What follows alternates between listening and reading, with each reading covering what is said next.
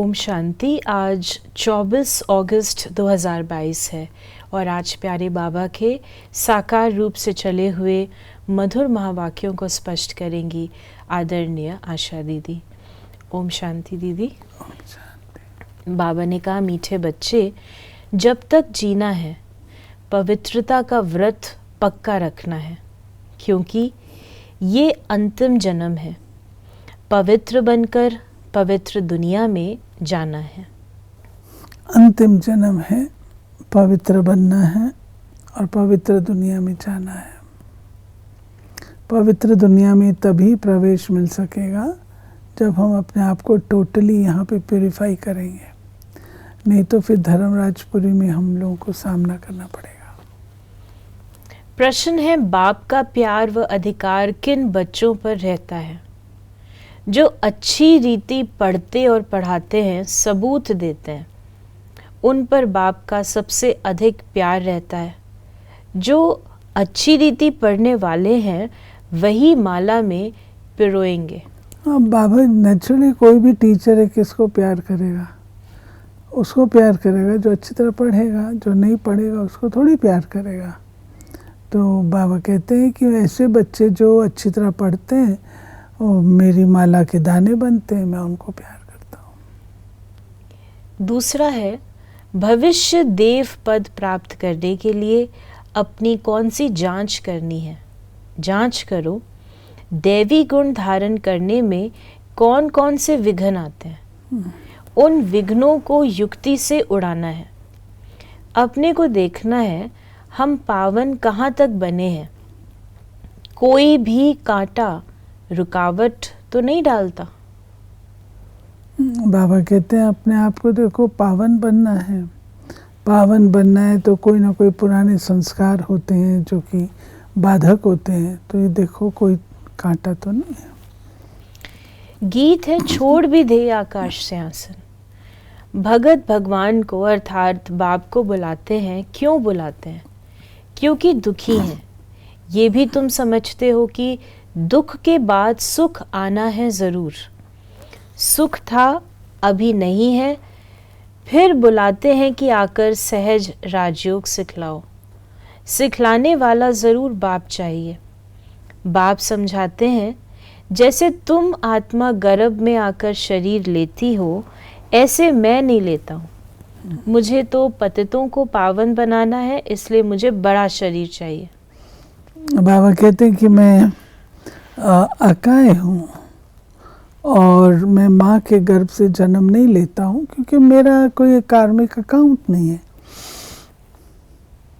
मैं प्रवेश होने योग्य हूँ, और अगर मैं माँ के गर्भ से जन्म लूँ तो पहले छोटा बच्चा बनूँ, फिर बड़ा हूँ, फिर अपना काम करूँ।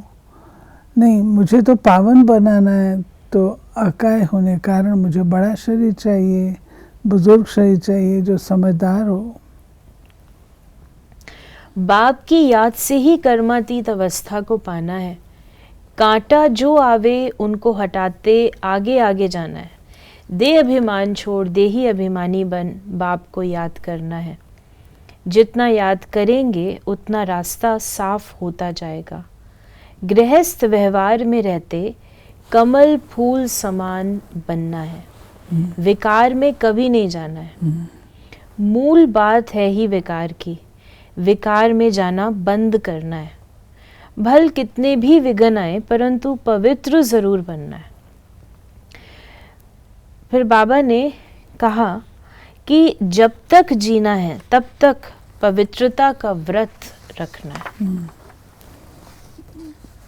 क्योंकि बाबा जो नई दुनिया की स्थापना करते हैं तो वो पवित्रता के आधार से करते हैं।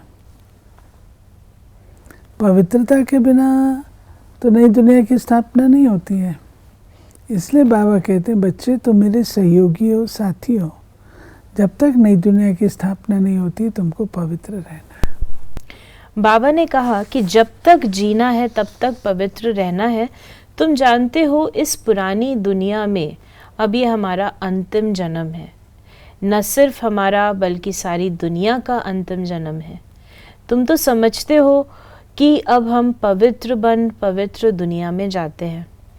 दूसरा जन्म हमारा पवित्र दुनिया में होगा।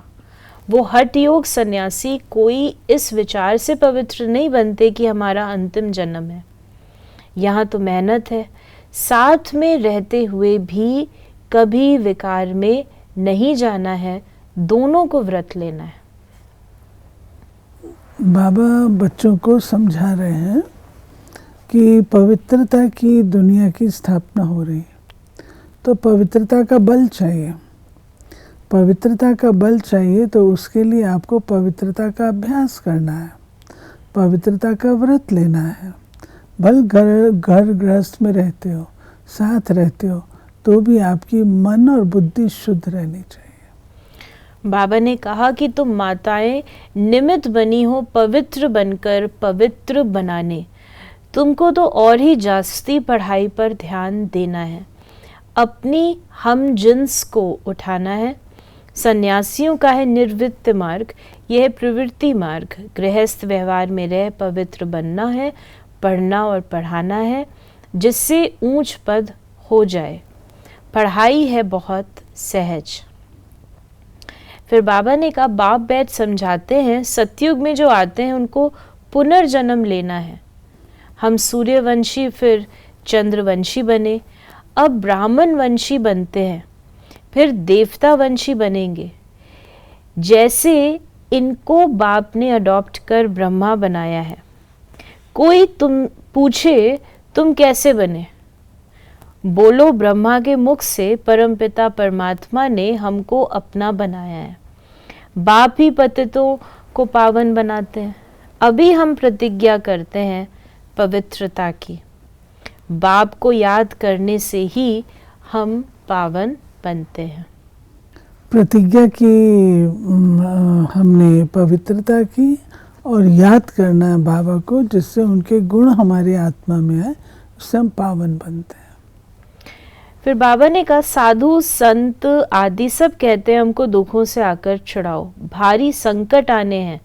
जब विनाश शुरू हो जाएगा फिर समझेंगे जरूर कहीं भगवान गुप्त वेश में है। श्री कृष्ण अगर होता तो सारी दुनिया में ढिंडोरा पिट जाता। श्री कृष्ण तो आ न सके, ये तो बाप को आना पड़ता है। अंत तक बाप को ज्ञान सुनाना है। आते ही गुप्त रूप में है, श्री कृष्ण तो हो न सके। निराकार बाप सभी का एक है, वो आए हैं पतितों को पावन बनाकर वर्षा देने। तुम्हारा भी फर्ज है सबको बतलाना। फिर बाबा ने कहा कि कोई भी पाप करेंगे तो जन्म भी ऐसे ही मिलेगा। इसलिए बाप कहते हैं कोई पाप करते हो तो झट बतलाओ। ऐसे नहीं कि ईश्वर तो सब जानते हैं, बाप को बतलाना पड़े। इस जन्म में जो पाप कर्म किए हैं वो आत्मा जानती है। सब कुछ याद रहता है कि हमने क्या क्या काम किए हैं। बाप दादा को बतलाओ कि हमने क्या क्या किया है। बाबा कहते हैं सब बात, जैसे छोटे बच्चे को कहते हैं तुमने क्या किया सब बताओ, तो बाबा भी हम बच्चों को कहते हैं तुमने क्या क्या किया सब बताओ मेरे को। और फिर बाबा कह रहे हैं कि मुख्य बात है विकार की। चोरी करना, ठगी करना वो तो छोटी छोटी बात है, मुख्य है विकार की बात। काम महाशत्रु है। यानी बाबा हमें बेसिकली जो काम के वश आज की मुरली में बाबा इसको हाईलाइट कर रहे हैं, अदरवाइज चोरी ठगी ये भी तो बड़ी बातें हैं।